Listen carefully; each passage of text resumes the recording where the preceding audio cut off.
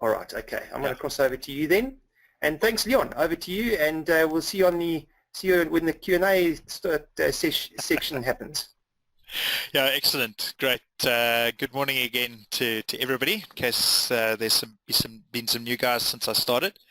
As I said earlier, we're going to be hitting the audit programs today. So just very, very briefly, a recap of what we've done. We've set up our engagement. We have done the necessary planning. So we've gone and identified risks within the audit, and that's what the planning section is all about, gaining a knowledge of the business and finding those risks. Then we assessed those risks and went and decided what we're going to do about those risks, whether we're going to do specific audit procedures for those risks, or if we're going to just let it filter through to our audit plan. We've gone through the audit plan. That was the whole of last week. We just looked at the audit plan, going and understanding what we now do with those, how we're going to test those risks. So we're going to be doing substantive analytical, substantive tests of detail, or control testing on all those risks. And once we've done the audit plan, I have done the process already, but what we would normally do is go and populate our audit programs. I've already done that, so my audit programs are in place. But in case anybody's missed that, to populate audit programs, you can open up any worksheet within RAC, and you'll see that there is a RAC tab available in your ribbon bar, and then there's a Populate Audit Programs button.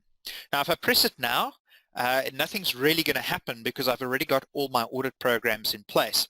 But if you do press it and nothing seems to happen, your audit programs are not being populated into your RAC file, there are a number of things that could cause that. It could be that you haven't assigned all your components to a cycle, and that's in document 10.20, or 12.95, very important document. 12.95 has not been signed off and approved to allow the population of audit programs. So those are just two things to look out for. If you don't sit with audit programs in your file, that is why it's happening. As we've mentioned before, RAC was the first methodology we modernized. Audit Light Plus, our Attorney's Trust methodology, very soon our Accounting Officer Plus methodology, all of those also have an audit program population process that takes place from this RAC toolbar. So do look out for that in future. If you're looking for audit programs that are not there, please hop onto support if you can't work out what's going wrong. Generally in all of those there is some guidance. But now we are in my RAC large client, and we're going to start taking a look at this audit program that we have. So I've just opened up the Fixed Assets and Investment Property Audit Program. Now if you've got very good memories and you can recall the details of what we did, this goes back to I think week 2, we went and allocated, or we indicated that we have property, plant and equipment and depreciation. My apologies if it's a little bit small. Just maybe make it a little bit bigger so that you can see that. So we now have an audit program that has more than one component being covered. We're looking at property, plant and equipment and depreciation in this client. And that is what the whole cycle-based audit approach is all about within RAC, is we're putting multiple components in one audit program. So when you have a procedure, just look at this first one, it's about lead schedules. It's telling us which components this procedure is actually covering, and then it also goes on to show you all of the assertions that are covered by any particular procedure. Now this is RAC large, so we have all 14 assertions. So let me zoom out a little bit and you can see that there are a lot of assertions to which we can allocate each procedure. Okay, and we'll come back to allocation of procedures in a moment. Firstly, just the layout of the audit program. I have deliberately skipped the guidance sheet. Go and read the guidance sheet in your own time. It is fairly detailed, and we do try and help you out as much as possible. I've also specifically at the moment skipped the Stratum sheet. I will come back to Stratum once we've had a look at the detail of the audit procedures. Then we've got the audit procedures sheet, we've got a change in audit approach sheet, and we've got an assertions sheet. We're going to start with the audit procedures sheet.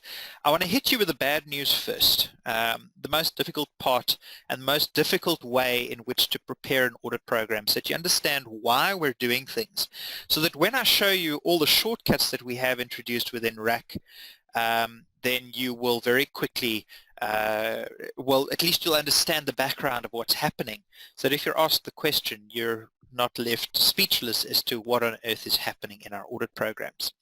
So the first section of our audit program is standard procedures. Now, the procedures that we have here relate to our lead schedule, our accounting policies, the completeness and accuracy of the population, and that's also specifically referring to lead sheet, and for when you are dealing with any samples, do you have a population that you can actually sample from?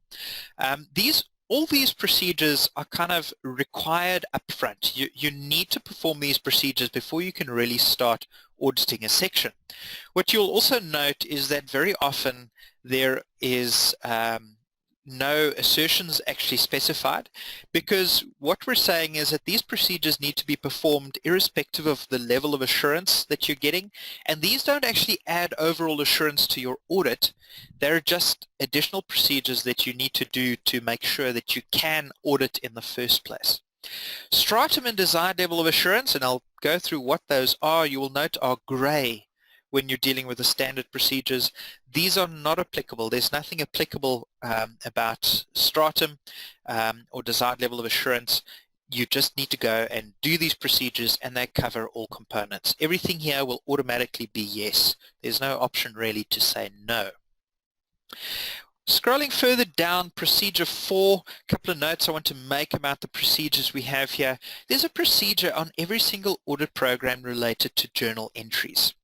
Now, journal entries specifically are found under section 20. There is a journal cycle audit program. Sorry, there are a few extra templates sitting in my file. I create files of our master RAC template. There are a few backups of certain files. So there's a journal cycle audit program specifically for journal entries.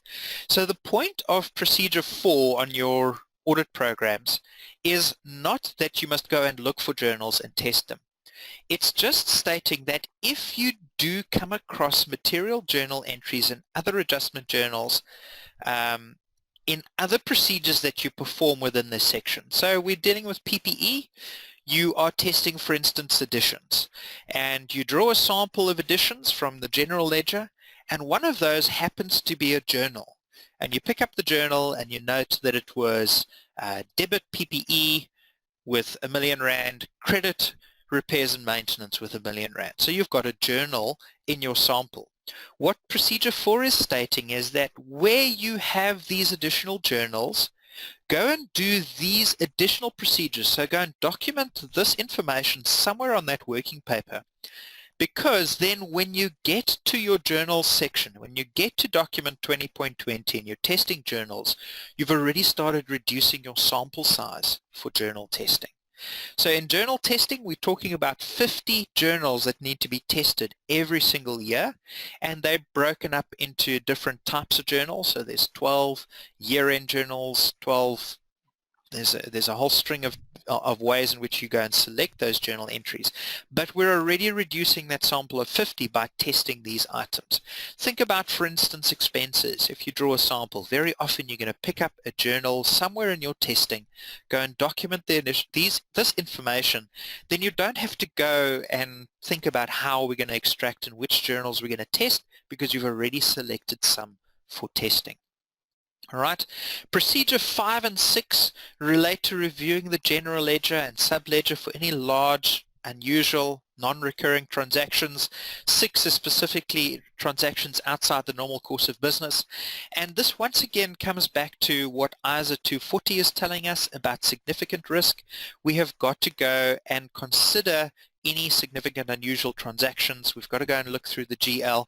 So both the journal entries and these unusual transactions are both dealing with what we spoke about in ISA 240. We have that ISA 240 template 12.70, which went a step further and looked at revenue recognition and estimates, but here are the other two elements that ISO 240 are telling us about. So that's the first section, standard procedures. Didn't know what else to call them. The next one is tests of control, and I'm just going to zoom out a little bit again. Here you will note that we've got a lot of blue cells. There's no defined procedures under tests of control. The reason is we cannot design a standard test of control for you. It's impossible for us to do. You need to go and design the test of controls for your client individually for each entity that you're auditing. But please take note that the cells are blue. Therefore, if you document these procedures in detail this year, they will be available in your audit file next year. So it is worth documenting good procedures where you do need to go and do that. All right, scrolling a little bit further down, come back to why those red cells are there. The next section is substantive analytical procedures, exactly the same as the tests of control. We cannot specify analytical procedures.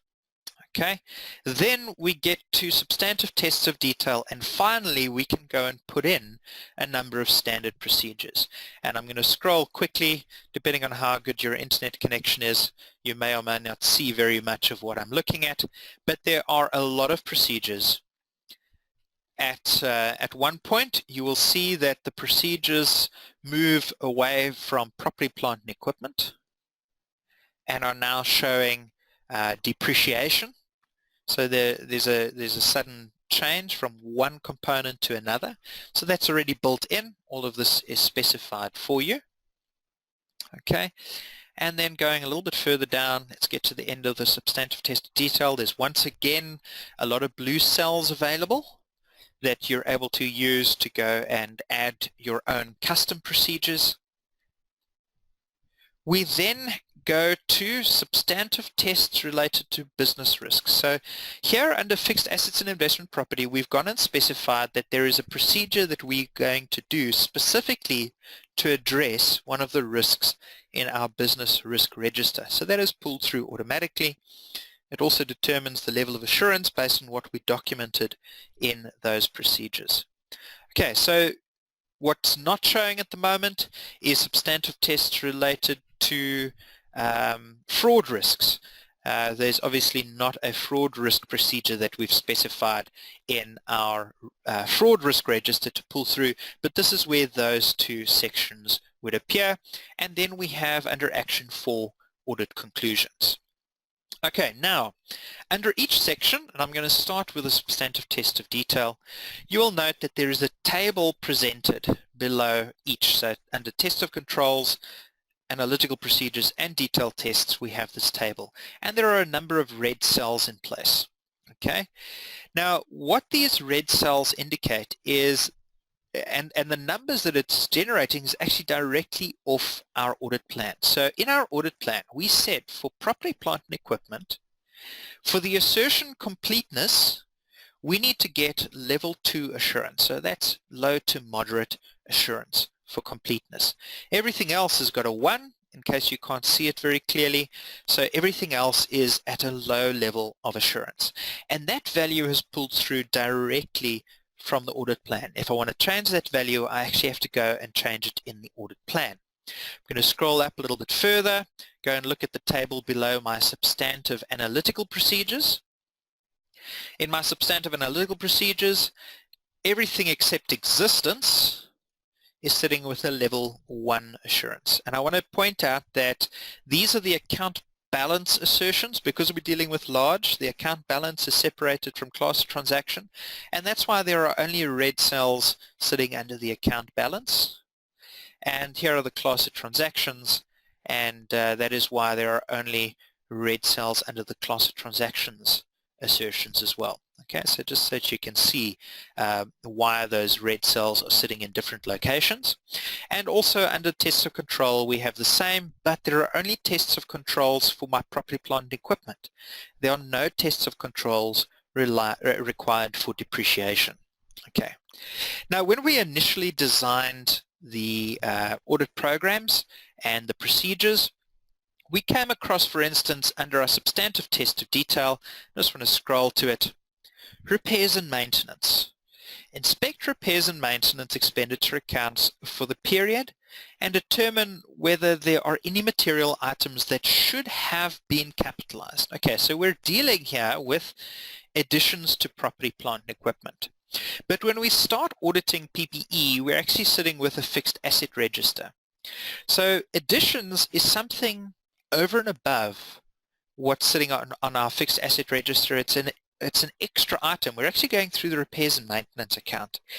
And what we realized as a result of this is that within each component, property, plant, and equipment, for instance, there are multiple stratum, or could we call them subcomponents within an audit.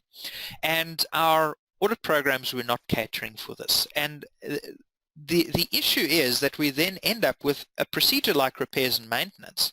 We're saying it's covering completeness of my property, plant, and equipment. But what about other items? What about unrecorded, completely unrecorded additions, or maybe assets not included for whatever reason, removed from my fixed asset register? So there's like a portion of property, plant, and equipment additions. And that's why we brought through the concept of Stratum within our audit programs. And I'm going to go over to our Stratum working paper. Now, I am in RAC large at the moment, and when I look at the Stratum sheet, you will note that there's very little completed in the section that I'm highlighting now. Okay, whereas if I go to one of the others, additions and disposals, so in medium, small, and micro, additions and disposals will already have a yes indicated under whether we want to make use of that stratum. So what we've basically just done is this stratum sheet gives you the option to go and design and use stratum as you feel is appropriate. For large, we're wanting you to go and make that decision. So do we want to make use of additions? Do we want to make use of disposals? And we do recommend the use of the stratum. It does make the audit process a little bit easier to work through as you go about it, and you'll see as we start populating the audit program a little bit more what is behind that. We then do have one additional question about how we are going to gather evidence for stratum, because we have decided, for instance, for property, plant, and equipment, that we want to do some control testing. But is that control testing going to be valid for additions and disposals as well? Do we actually want to go and test controls for additions, or are we just going to test control for the PPE fixed asset register balance? So in the drop-down list, the two options that we have is that we're going to test in accordance with the audit plan, or are we going to do just substantive test of detail? So those are the two options that we're giving you to be able to go and test this. So for one, I'm going to say audit plan. Let's say for additions, we'll follow the audit plan. But for disposals, we're only going to do substantive tests of detail. And I want to show you what impact this now has on my audit program. You can also go and modify the assertions that are covered by each stratum. We don't recommend that, but you can do that if you are sure that you may. Okay, so please just be very careful if you do edit this, that you should be editing it in the first place. You can also go and add your own additional stratum. And situations where this could be applicable is, let's say, for instance, revenue. If your client has multiple sources of revenue and you'd actually like to go and perform different procedures for each class of revenue, then you can go and specify the stratum underneath on this sheet and go and specify, let's say, for instance, sales of equipment from services, for instance. If you want to go and test those differently, because the control processes within the business are so different that you want to test them separately. Okay, so you go and make your determination about stratum, and then we come back to our audit procedures. Let's just scroll down to the table below my substantive tests of detail, and you'll see now that there are additional rows in place. So we have additions and disposals now available beneath property, plant, and equipment. But property, plant, and equipment still has its own items.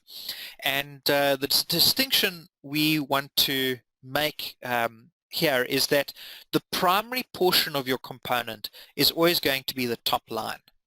So fixed asset register you're going to test under property, plant and equipment, and it's going to remain there. You don't need to go and make a separate stratum for the fixed asset register. Let's take another example, say for instance trade and other payables. You have a fairly big balance on your financial statements and that's all one component. However, within trade and other trade and other payables, you have trade creditors, you have sundry creditors, you have accruals, you have leave accruals, and all of those you may want to test separately. But your trade creditors sitting on your creditors ledger, you would still leave under trade and other payables as your primary component, and the smaller parts you will take out to go and specify separate procedures for the subcomponents. So that is the process, that's the decision process around Stratum, just to try and separate out those little things that sometimes get forgotten. So you get a procedure, select a sample of trade debtors, trace it through to statements. That's all very well, but what about sundry debtors? Have I tested sundry debtors in that same procedure? Did I include them in the sample? Was it possible to select them? Or have I just forgotten them and ignored them basically in the audit process, which could leave you open to exposure of risk, especially if those sundry debtors become material. Okay, so now we need to go and get these red cells to not be red anymore. Let's go up and I'm going to start with the tests of control. Okay, now under tests of control, firstly I just want to point out you'll see disposals does not have any red cells. The reason is we said disposals we're just going to be doing tests of detail, so there are no control procedures required for disposals. But now we need to go and design a procedure. So in any one of the blue cells, let's go and document a procedure. All right, and now we need to go and say, are we actually going to perform this procedure? You'll initially note that there's just an X presented under the number because we don't know that we're going to perform this procedure. At a later stage we sign off the planning and we're actually going to hide any not applicable rows in the audit program. So I don't want to generate a number until you say yes, we are going to perform this procedure. So let's go and change that to a yes. Let's perform it. Now I need to specify which components am I going to cover. I don't need to cover depreciation, so I'm just going to cover property, plant, and equipment. Okay. Now what assertions will I cover? Please be careful about selecting completeness and existence. Usually those are two very difficult assertions to cover with one procedure, unless it's maybe a very good analytical. Let's go and select existence for the first one. Now you will note only the account balance assertions are available for selection because I've only selected an account balance component. If I selected depreciation, it immediately opens up the class of transactions assertions, and it's yellow because I haven't selected an assertion yet. Okay, take that out for now. Now I need to go and specify what stratum I'm going to use. And if I hit that drop down, you'll see that the options available to me are additions, disposals, a few blanks because there were some blank items that I didn't use, and then all. Now if I select all, it's going to apply this procedure to all the stratum within that one component. Okay, and once I've selected a desired level of assurance for this procedure, let's go and make it a 2 because I do need a 2 for existence. You'll see it immediately takes away the 2s under property, plant and equipment and additions. Okay, now I want to document another procedure. All right, and let's just say that this is a multiple step procedure. Okay, and initially what it'll look like is that these are separate procedures. If you are wanting to link a procedure, simply go and type an A, B, C, D, and so on and so forth into the second column next to the number, and that will then see this as one procedure. The yes automatically populates on the subsequent rows, and now we want to go and say, again, this is for property, plant, and equipment. This time we're going to do, for completeness, I'm going to skip stratum and I'm going to say desired level of assurance is 1. Okay. Now when I leave the stratum blank, The assumption is that the procedure is covering the primary component, the primary portion of the component. So this procedure is going to address my fixed asset register. Okay, so I'm going to leave it blank, leave the desired level of assurance as 1, but I've still got to go and do another procedure for additions. So a third one, and I'm going to say yes, I'm going to perform it. It's property, plant and equipment. Let's just say, for instance, this covers completeness and valuation and allocation, but we now want to specify that it is for additions, and we're going to do it at a level 1. Okay, what happens now is we end up with a -1 under the valuation and allocation. And the reason is that I've now selected additional procedures or additional assertions that I didn't initially need. Okay, now it could be that you want to document that anyway. In this case, probably you would only document completeness. But what we'll find as we go is we'll see more of these -1s. We'll see bigger minuses, and I'll explain that when we get to the substantive test of detail. But at the moment, I'm happy. My tests of control, there are no red cells left. Okay. Let's go and move to my substantive analytical procedures. Once again, the process is identical. So let's document that procedure. Am I going to perform it? I'm going to perform one of the world's best audit procedures that is going to give me assurance over every single assertion of depreciation and property, plant and equipment, and it's going to cover all the subcomponents. I'm going to do it level 1, and you'll see it magically removes everything. Okay. If you do come up with that magic procedure, please let us know. We'll include it. But this is just for demonstration. You need to go and make sure you're covering all of your assertions. Now we want to get to the test of detail, and this is where it gets a little bit more complicated, because we do provide you with a number of fairly detailed procedures, but you need to decide which procedures you're actually going to want to perform at the end of the day. Okay. Now if I scroll to the bottom, let's have a look at the table. A lot of red cells sitting here, and I just want to point out something I didn't note earlier under the audit conclusions.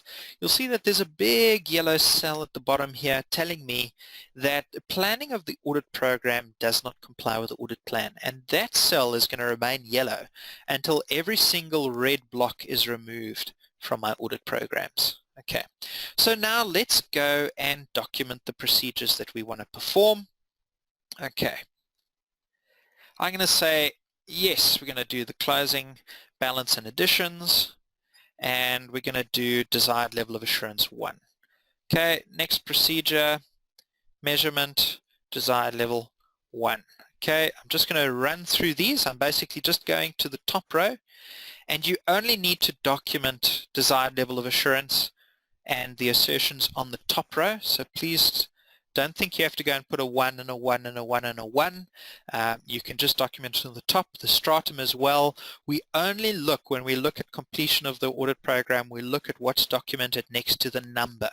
That's the row that we're going to capture information on. You'll see there's a yellow cell here, and I'll come back to why that's yellow in a moment.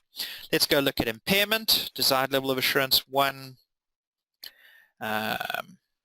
Disposals 1, restrictions 1. Now we get to additions. You'll see that we've automatically populated the stratum for you in the standard procedures. So you don't need to go and specify that this is for additions. We've already selected that for you. Okay. Insurance policy, presentation and disclosures, and borrowing costs. Now, this is, for instance, a good one to consider carefully. Are we capitalizing borrowing costs? If we don't capitalize borrowing costs, then we probably don't need to do this procedure. So that's why you can't just necessarily go and say yes to everything. You do need to go and specify in some cases. Leases, once again, if there are no leases, we don't need to do the leases procedure. Exchange of non-monetary assets for another is another procedure that you're not going to do too often, I suppose. And then we get to depreciation. Let's go through the depreciation items. So I've just gone through, in case you haven't seen everything I've done, I've just gone and specified a yes for every single procedure and said the level of assurance is 1. But when I get to my table, you'll note that we're still sitting with a number of red cells. Now, firstly, valuation and allocation, we're sitting on a -4 at the moment. Now, the major reason why we're sitting with a -4 is because we've gone and specified borrowing costs as a procedure, which impact valuation and allocation. We've gone and looked at leases. We've gone and looked at a number of additional procedures that are over and above what we would do just on the fixed asset register. Now, initially, we ended up with -8s and greater than that when we did this, and that's why we went for Stratum. So we've tried to include those Stratum which make as much sense as possible in terms of additions and disposals. Maybe you want to go and add additional Stratum to reduce this, but the point of that -4 is to warn you in case you really are over auditing, but it doesn't necessarily mean we are over auditing because we're -4. Just go and consider what procedures you're doing. Am I doing excess procedures that I maybe don't need before you sign off and send the clerks out to go and test borrowing cost capitalization, for instance, and there is no capitalization. Okay, what we're trying to prevent is a situation where you go and decide that everything is going to be at a level 4 assurance, for instance, and I scroll down and suddenly we're going to sit with -7 where it was -4 before. So we're just wanting to try and prepare or prevent a little bit of over auditing where we can, although it doesn't mean, like I say, the minus does not mean you definitely have made a mistake. It's just warning you to look. Okay, now we're going to go and deal with these red cells. And what we've done to try and make this process a lot easier, and this was only recently released as an update, is we are highlighting next to each procedure what assertions are not yet fully covered. So if I scroll down, just going to find the first procedure, we get to completeness. Okay, and it's highlighting the yes in completeness for me so that I know that this is a good procedure to go and increase the assurance on because I've not yet obtained all the completeness assurance for property, plant, and equipment. So I go and I increase this one to 2. The yellow's gone away, so I know I've increased it sufficiently to now cover completeness of property, plant, and equipment. Let's scroll to the next yellow items. Okay, we come to disposals. All right, disposals, there's a lot of assurance outstanding. Because we said disposals, we're only doing substantive test of detail. So let's increase it to a 2. All right, you'll note that there are still yellow cells. Existence and completeness is still not yet adequately covered. So let me increase it to a 3. Still not covered. I need to do some more. Desired level of assurance, 4. And now I'm happy. So completeness was a level 4 risk for disposals. So that is why we now need to do this procedure at level 4 assurance. Okay, let's scroll down. Any more yellow ones? Yes, here's my repairs and maintenance. Let's go and increase it to a 2. That deals with it appropriately. Presentation and disclosure. Increase it to a 2. Yes, that's sufficient. The yellow cell goes away. And let's go and see, everything else seems covered. Hopefully my table is, and it is, it's all white. So I have covered all of my risks with appropriate procedures. Okay. You will note, for instance, disposals. We do sit with some minuses. There's a -1, a -2, a -2. Why are we sitting with minuses here? Because we had to do the completeness procedure with level 4, and that completeness procedure covered other assertions as well.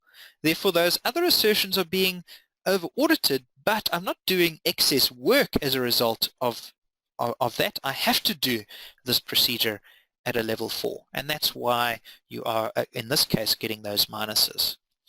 Now I've done my planning, and it tells me my planning has been completed adequately. So the yellow cell is gone, so I know that everything that's red has been sorted. And now I can go and confirm that these procedures were customized as necessary to respond to the assessed risk of material misstatement at the financial statement and assertion level. Why? Because I've cleared these tables. That's what the audit plan and interaction, how the audit plan interacts with the audit program is we've assessed the risks, we've carried those risks through, we've said how we want to address the risks, and now I've gone and selected appropriate procedures. Okay?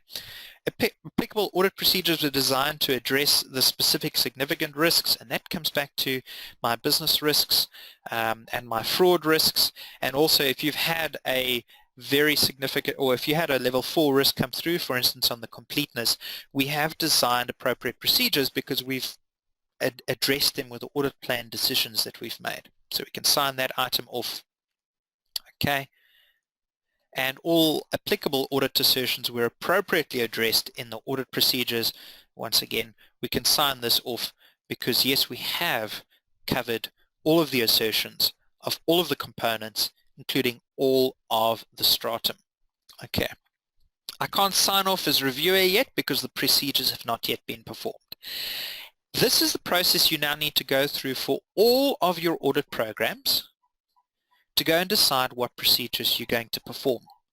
You can go and decide on your own substantive procedures as well. So if you don't like our procedures, or if there's specific stuff you want to cover at your client, you can go and design your own procedures and document them in the same way as you've done for control testing and for analytical procedures. But that is the process in terms of planning the audit program. Okay, and I'm going to come back later to this RAC large and we're going to look at one or two other things. But now that you know the difficult way of doing the audit programs, let me show you the ways in which we've tried to make life a little bit easier. And I'm going to start by going to my medium client. Okay, now medium client, sitting at my audit program, the first thing you should note is that the number of assertions is greatly reduced, and that was the difference between a large and a medium. Okay, assertions go from 14 to 7, and you still sit with a fixed assets and investment property audit program, so that is still the same because we're still following the same cycles as a large client. All we've changed is the assertions. Okay, let's go and have a look at the Stratum sheet. Now in this case, Stratum is automatically populated with a yes for you, the additions and disposals. Okay, we're trying to make it a little bit easier. So there, for all the procedures that we have designed in our database that have Stratum attached, we will automatically put a yes for you. So if you say yes to any others that are not yes under medium, you will need to go and design your own procedures for those stratum because they will not be covered in our audit programs. Okay, so those are selected yes, but you still need to go and decide, will I do audit plan or will I do substantive tests of detail? So that's in place there. Okay, go to the audit procedures. Now everything happens in the same way. Okay, just note it looks like my audit plan in this case is slightly different, so the same risks are not pulling through, but we would still need to go and document for substantive test detail what procedures we need to perform.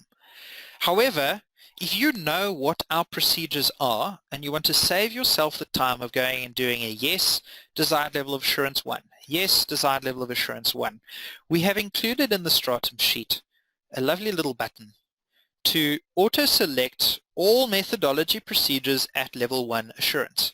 So it gives you the option to automatically go and populate everything for you. Go to my audit procedures and you'll see, there we go, yes. Everything has got a yes, everything has got a 1. All right, I have still got outstanding risks. All right, so it's just going to put a 1 next to each, so I need to go and make that decision. So what additional coverage do I need to get? But then again, you go and you just use those highlighted cells to go and document what you need to cover. That procedure, a 2 is sufficient. Move down that procedure, 2, 3, no, it's level 4 risk on completeness. Sorry, I'm very quickly going through that. In case you're not following, I'm just gradually increasing the desired level of assurance each time to go and remove all the highlighted cells. Okay.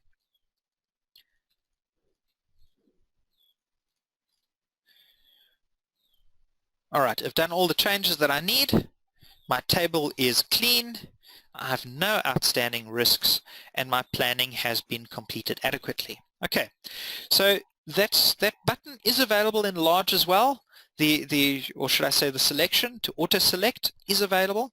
It does make life a lot easier, but you may still need to go and, for instance, let's go and look at where are those funny ones. You may decide that, now I can't find my leases procedure. More haste, less speed. Okay, exchange of non-monetary assets for other assets in accordance with IAS 1624. All right, if you don't believe that that's necessary or applicable, all right, say, no, I'm not going to perform that procedure, and you'll see that it removes the number from the procedure. Okay, all right. Let's go and have a look at what happens with a small client.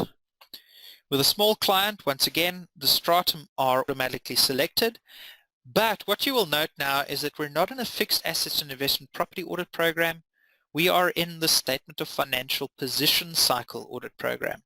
So something has changed here. We are no longer sitting with PPE and depreciation. We're now sitting with all the balance sheet items, and that's the step from medium to small as we go from cycles to balance sheet income statement. Okay, you still have the stratum automatically selected. We can still select how we want to get our evidence. Note under trade and other receivables, we have only got impairment accruals selected with a yes, so that's the only one that's got pre-selected procedures. The other stratum are just examples. You can change them if you don't like them. Just go through the others. That's all in place. When I look at the procedures, sorry, I just want to scroll down. Okay, there are some completeness items on cost of sale, on control testing, but I have not selected automatically select one. That's still sitting with a no. Okay. But my audit procedures already are automatically selected. So in small, you don't even need to specify yes. We automatically assign a yes and a 1 to every procedure. You still need to go and document the highlighted yellow, increase some of those procedures, and then just go and take out any that you feel are not appropriate. From small to micro, we are still again sitting with the standard of financial position audit program, but what happens now is we still also auto-select all the procedures, but you're guaranteed to sit without a table, or sorry, with a clean table, because there can only be low risk. So once we've done a level 1 procedure, you've covered all the risk under every item. So remember, for a micro client, the assumption is as soon as there is a risk, we are going to document a specific procedure to address that risk in the business and fraud risk registers. And that's why if I scroll a little bit further down, my substantive tests related to business risks, there are a heck of a lot sitting in here because I had to go for every single risk, document a procedure. So there's nothing on my audit plan, and then all the risks are low. Okay, so as you get smaller, it gets easier, but that little stratum, or that little option under the stratum, specifically for your medium clients, is going to make life a little bit easier to go and pre-populate those items for you. All right, I'm going to step back into my large client, and once you have gotten to this point where your planning is completed adequately on all your audit programs, you now need to go and sign off your planning. That is the end of the planning process. And there's a planning sign-off document called 1800, and that is where we're now going to go and sign off the planning. And what this spreadsheet will do, what this working paper does, is it goes and gathers the data from every single one of my audit programs to verify that my planning has been completed adequately. Now, I have not gone through them all. I did a bit of a fix on the trade and other receivables. If we've got time, we'll go and have a look at that one. But I now need to go and confirm, have all the planning documents been completed? All right. Second question is, have all audit programs been adequately populated? And to confirm that yes, have a look at what's sitting in all of these. And only the applicable audit programs are going to appear here. So it's not going to be, for instance, if you don't have biological assets in this case, there's not going to be a biological assets audit program. Okay, and then has the engagement partner given permission for the sign-off of the entire planning section?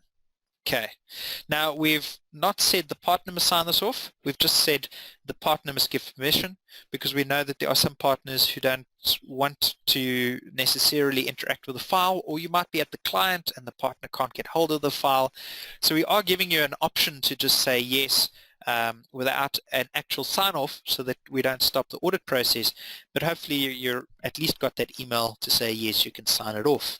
Okay, once we've answered those three, sorry, the last question here is just related to the revised materiality calculation. There is also a revised materiality template, 1805, just in case materiality needs to change during the audit, and it's just again giving you an option to lock that down for any further changes in the trial balance should you wish to. Not going to change that now. It's the first three questions that we need to go and say yes to in order to finish the planning. What that does, if I go back to my fixed assets and investment property audit program, is it has changed the layout of this document slightly. Okay, we still have the procedures, but instead of a whole lot of columns for components, we now just have the components listed. Instead of a number of assertions in columns, so we just need to wrap this text.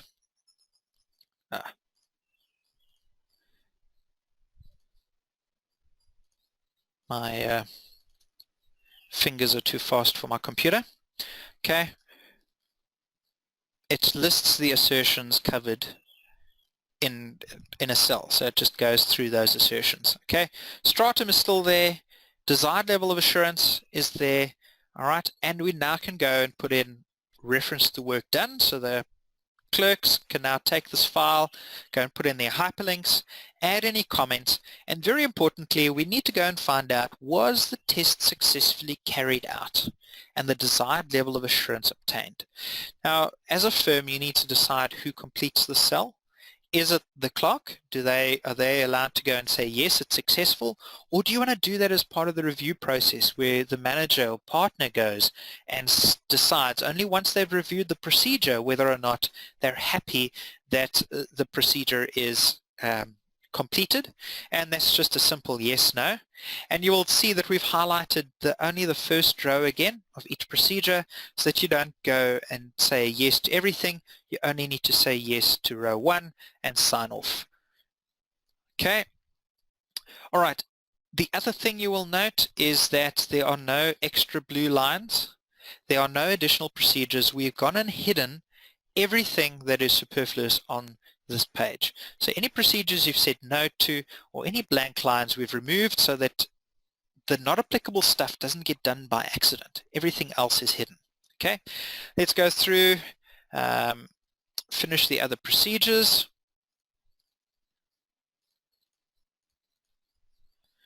Okay, gonna go through, say yes to everything. So this audit went very, very well.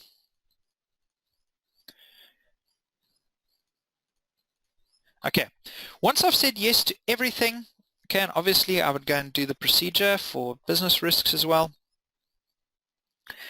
I now at the bottom here get a new block that appears, and it's telling me that execution has been completed adequately. Okay, because I've gone and I've done all of those procedures, and if I get to the final sign-off document, which we'll look at in a week or two's time, it'll tell me execution has been completed adequately. However, what happens when, for instance, this procedure fails? We're not able to perform the presentation and disclosure procedure for depreciation. Okay. We have conclusions here. All right, tester control is telling me the desired level of assurance has been achieved. Substantive analyticals has been achieved. Test of detail, we've not achieved it. Why? Property, plant and equipment, disclosure, additional 1. We're short some assurance because a procedure has failed. Now, what we don't want at this point is for you to go back to your audit plan and change your audit approach, because then we can't see and follow as a reviewer how that decision to change the audit approach was made and what you've done. So now we leave the procedure as no, this procedure has failed. Let the reviewer know that the procedure has failed, but we're going to go and do a change in audit approach. And that's what this change in the AA is about. It's not about joining Alcoholics Anonymous. This is about a change in the audit approach. And what this sheet will do is it will open up any component and go and identify exactly what is outstanding under each component. And the assumption is that if you do document a procedure or a strategy here to deal with this outstanding assurance, that it has been achieved. So you're not going to go and document something here that again fails, because if your next procedure fails, then you need to qualify. Okay, let's go. So you go and document your procedure. You say what level this risk will be addressed at. So in this case, it'll be a 1. Go and put a hyperlink to the actual work. Which assertion is covered? It is disclosure. And you will see at the bottom of the table, all of these are now grayed out. We go back to our audit procedures. Go and look. The conclusion still shows that there are outstanding issues. It tells me still that execution of procedures has not addressed all risks, but it does say that the change in audit approach has been completed adequately. In other words, I have gathered sufficient audit evidence in order to complete the section, and basically, in other words, my property, plant and equipment is audited. I can still see the process. I can still follow the logic behind what has happened in the section. I can still see that there was a failed procedure and what we did to address that, so that when we get to it next year, you've got some history, you've got some understanding about what went wrong, and maybe you'll design the second procedure first instead of trying to do the first procedure. All right. If your procedure does not work, or let's say, for instance, you're going to go and say no. In fact, it doesn't allow me to say no. If you're still left with a yellow cell at the bottom remaining outstanding for the overall component, what effect is this going to have on my audit report? Okay. Is it a scope limitation? Is it a qualification? Is it a disclaimer? What are we going to do because of this failure? And we document that here, and then we can also go and in the finalization phase go and pick this up and go and document the reasons for the failure of the disclosures of depreciation. Okay, so that is audit programs, the change in audit approach. We do also have an assertions sheet. It's just a definition. So if you're not sure what the assertion means, it's for clerks who maybe want to go and understand what's happening. There's just a disclosure of a definition of each of these assertions. So there's nothing major there. Okay. All right. Wow. Okay. It's already 9:25. That's been a very full session once again, dealing with the audit programs. I see that there have been 1 or 2 questions coming up. Or in fact, there's one particular one that I maybe want to address. But Shane, if you want to maybe just pull those up. See that, Leon. Thanks a lot. Yeah, I think the one that you are spotting, can you see the screen at this point? Yes, yes, I can. Yeah. I think if I can just say, before you maybe just answer the one from Aliu, and then I'll get the other one ready for you that you might have spotted. All right. I took the opportunity to just pull through a comment that came through from Leon, and that wasn't Leon, our presenter. That was another Leon who just sent through a message to say that you tuned in on your smartphone and was just amazed at how clear it was. And then Jan sent me an email just asking to send the other recordings. Guys, every email, every session, when we send you the recordings, the other recordings are included as well. You actually just need to go to the Draftworx playlists, and the recordings for all the sessions are there. Leon, just correct me on that one. That is the case, isn't it? They just go to the Draftworx playlists. Yeah, we've got a playlist up on YouTube, and it's got every week we just add the next one into that playlist. Okay, perfect. All right, thanks. If you can just chat about, I'll use one, and then I'll get the other question ready for you in a sec. Thanks. Aliu, yeah, maybe if you could give me a little bit more information to your question. Is it possible for us to test fixed asset movements from one category to another at this stage?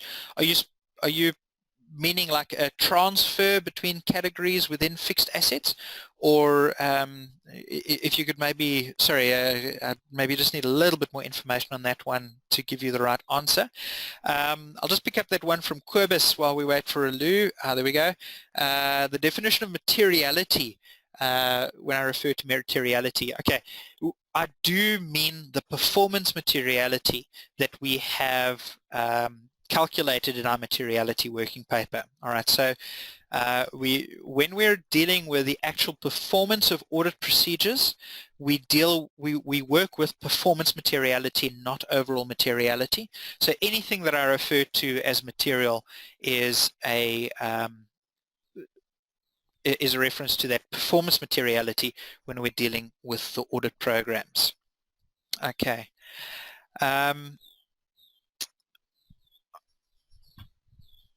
All right, Lucia, confirm again that the assertions have to be on 0. If not, we'll have to check and change assurance level and procedures until we have 0. That's absolutely correct, Lucia. What you've done in the audit plan is you've gone and specified, let's say for instance, substantive analytical procedures, you need to get to level 2 assurance. You've got to go and then do that under the analytical procedures. You've got to get that level 2 assurance. Otherwise, your audit plan and your audit programs are not talking to each other. What we've tried to do within RAC is we want to create a very strong thread from the procedure that you perform finally on your audit program all the way back to the risk that originally generated that need for the procedure. So we'll be able to track a procedure back to the audit plan, back to the risk register, which can then be traced back to the actual audit program or the working paper in the planning where you've identified a risk. So if you don't get those items to at least 0, they can be minus, but if they don't get to at least 0, then you have not addressed all the risks that you've identified in the audit process. Okay, Madeline, print a list of assertions with all the explanations. If you do, just open up any of your audit programs, open up that assertions sheet. You can go and print that sheet within RAC, and you can get all of those assertions printed. Otherwise, search for ISA 315. Okay. All right, Aliu, thanks. Yeah, okay, so it is a transfer from work in progress to constructed assets. Okay, we don't have a specific procedure for that yet, but what I would say is that you want to go and generate an additional stratum under PPE for that specific item, so that you can go and test that transfer. Depending on how they transfer, your procedures are going to be different. So my suggestion would be go and create a new stratum under PPE and then go and design the appropriate procedures so that you can address the specific risks related to that. Okay.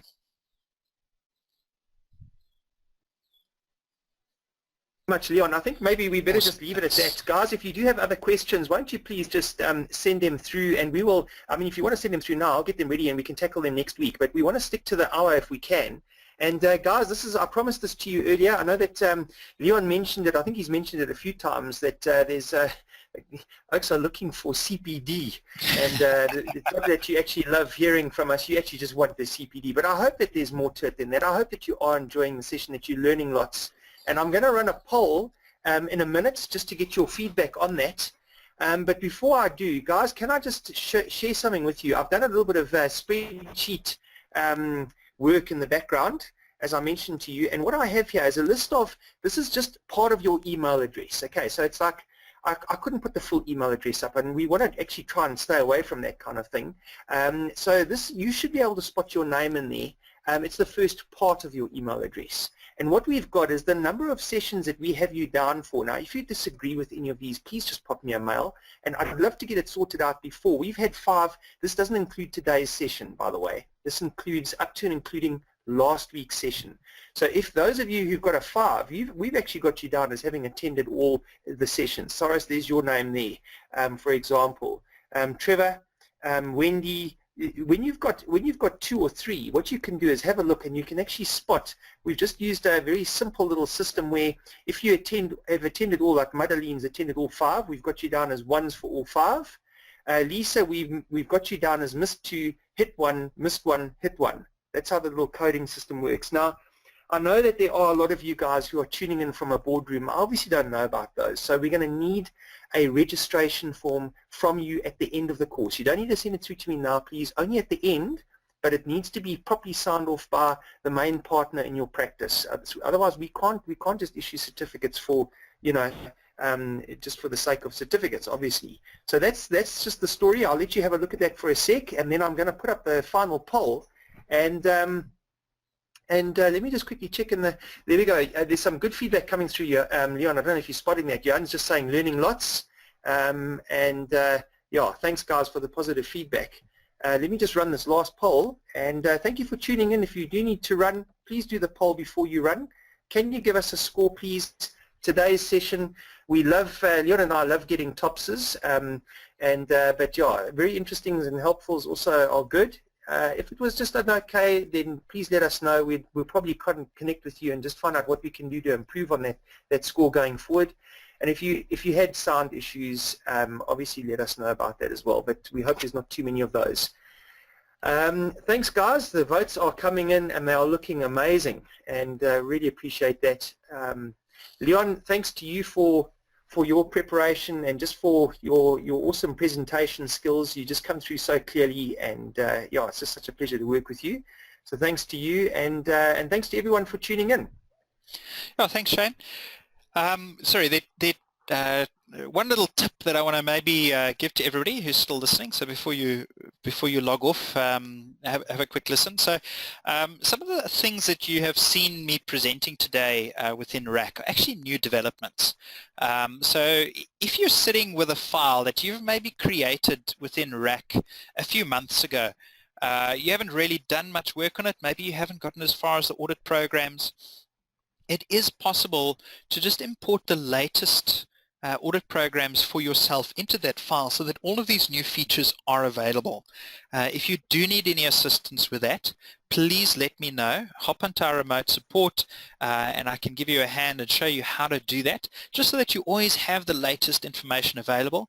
And for instance, what we have done, and I don't think it's even released in our templates yet, is we have obtained some nice procedures for shareholder loans that haven't previously been included, and getting those into your audit programs, even if you've already got your audit programs in place, is going to take less than a minute once you have the file on your side. It's just literally opening up one working paper, closing it again, and those audit procedures will automatically be included in your shareholder loans audit programs. So please, if you are sitting with an older template and you do want to try and incorporate some of these nice new features, please let me know, and let's help you out just to make your current audits as efficient as possible wherever we can. Oh, thanks very much, Leon. I can, the poll is, I've closed it, and I'll share the results with you guys. It's a really, really good score. We've got 48% tops, 49% very interesting and helpful, and 3% okay. I'm just noticing that that doesn't quite, it does tally. Okay, brilliant. Thanks for that. I suddenly thought it didn't add up to 100. I was like, whoa.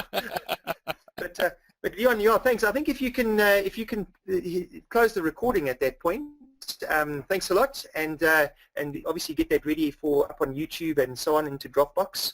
And thanks, guys. There's one more. I have got one more poll that I just thought, if for anybody who's interested, if you need to run, it's time, I understand. But there's one more poll that I want to ask you about, and that is on ethics. And Leon, maybe before you run as well, if you could just comment on that. I've had a couple of guys asking for an ethics webinar, and I've been chatting to a few guys, and I thought of organizing a panel where I can get a lawyer on board, I can get a CA, I can get a minister, and we have a bit of a session that could, I think we could probably have like 2 1.5 hour sessions, or I don't know what hours you guys need. But is there a need for that? I thought I could run a poll if you guys are interested and just see what the take-up is for that.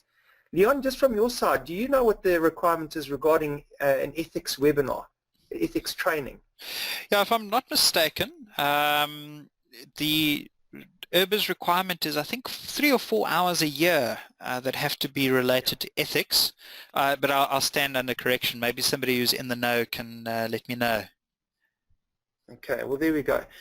Is that something that we need to look at, guys? I've actually got some guys that I've spoken to are really keen to be involved, and let me just run that as a poll. So here's an opportunity for you just to score it. Are you keen? Is it something that you're looking for? Then score yes, please. Otherwise, no, thank you. And if the take-up is there, we'll definitely sort that out and look into that for you. There's been some nice responses coming through, Leon. Sinkami looking for a RAC demo. I'll organize it for you, Sinkami, with pleasure. Thanks, Quibus. Thanks, SG. Arno was just saying today's session was very good and very helpful. Thanks, Arno. Chris has given us the tops. Thanks, Chris. And Jeffrey has just reminded us that today is Friday the 13th. Did anybody pick that up beforehand? It's suddenly, yeah, I didn't actually realize. Friday the 13th. We shouldn't have run this webinar, Leon. Luckily, you and I are not superstitious, eh? It still went well, so... Yeah, it's great. I know, absolutely. Yaku has just said definitely valuable for new users. That's his comment on the session. Thanks, Yaku. Appreciate it. Oh, Philip has just sent me a message. Philip is in Zanin, and you know Philip very well, Leon, to say ethical values, 9 hours required. 9! No wonder it's a mission to we're getting some 2s and some as well in there. So that'll be for the different institutes, won't it? It might well be, yeah. Okay. Charlton says don't fly. I think that's his advice. Guys, don't fly today. Chris has explained it. He's saying 9 over 3 years. That sounds right. Okay, yes, yeah. 9 over 3 years. That's like and a 3-year probably cycle, a minimum of 2 a year, so that's why we're getting 2s and 3s and 9s. yes. Okay, 9 over 3 years. Thanks, Jan. 3 years, Philip. Yeah, there we go. I think that Chris says 13th is his lucky day. So there we go. The rest of us are saying, yeah, it's not such a lucky day. Chris, it's a lucky day for you. Chris, enjoy your Friday the 13th. Guys, I need an advanced training of Excel. Yes, like Ntedu, you've come to the right place. I love teaching Excel. I will send you some info on that as well. Yeah. Hey, Leon, thanks. I think that, we could probably keep going here a little bit, but maybe it is time to call it a day. And one last question from Jeffrey, just since I'm busy with reviews, when are we getting automated review methodology? When are we getting review methodology? What is that? What's he looking for there, Leon? Is he looking for you push a button and it does the review? RAC review. Yeah. RAC review. Yeah. Yeah, sure. We are going to be looking at that. I must be honest, I can't give you a time frame at this stage. It is something in our development path. We want to update our review methodology as well into whether it's incorporated fully into RAC or whether it's going to be a standalone process. We'd still need to see, but that's going to take some time to develop and test. So unfortunately, I can't really give a definitive answer at this stage, unfortunately. Sorry about that. All right, no problem. No problem. Thanks, Leon. I think that thanks for all the thank yous, and yeah, thanks, Philip. And it's great to work with you guys. I'm just putting up the closing slide, and just a sort of a final reminder: please don't hesitate to call on support. It is the best in the world. I'm not kidding, guys. Some of you I know that already. There's 2 ways. You can either just pop an email to support@DataPrime. We've included the phone numbers there for you as well. Or even better still, from within Draftworx, if you just click on that badge, which is like the file button on the top left, you can click on File Remote Support and you get awesome support via TeamViewer. It's like having one of the support team in your office. It really works well. I've also included Leon's email address there. We don't dish out his phone number because he's often not able to take calls. You've got my full contact details down there as well in case you need to contact us. But thanks, guys. And Philip is just saying, I can really vouch for the support equals the best in the world. Thanks, Philip. Yes, and we didn't have to pay you any big money to say that. That is really impressive. Thanks. Charlton, thanks guys, a great and effective webinar as always. Yes, I won't say that out too loud. Philip's just saying he's been battling with one of the other systems, starts with an A, for about 3 weeks now, just to be able to send a letter. And yeah, can you believe it? I can confirm the support is the best. Thanks, Quibus. I agree, they are magic. That's from Stephen. And thanks, Charmaine. Thank you too. All right, thanks, guys. All right, thank you, Leon. It's just I love our Fridays together, and as I think I've said before, we're going to have to think of something else to teach the guys, maybe early next year on a Friday morning at this time. I don't know if you can think of something. Okay, we'll just repeat the whole course. What do you say? Yeah, we'll just start the RAC series again. Okay, Leon, thanks a lot. Enjoy your day, man, and have a great weekend. See you. Thanks, and you, and thanks everybody. Been great. There's supposed to be 2 weeks left only of the course. I think I'm going to be tied for time towards the end, but yeah, let's cover as much as we can, and I think it's been a very valuable course. So I'm very glad that we've finally gotten to this, and we're definitely going to need to keep it up in future. Okay, thanks, Leon. And thanks, Jason. Thanks, guys. All right, take care, everyone. And we're going to close the session now. And enjoy your Friday and the weekend. Cheers for now. Bye-bye. Cheers.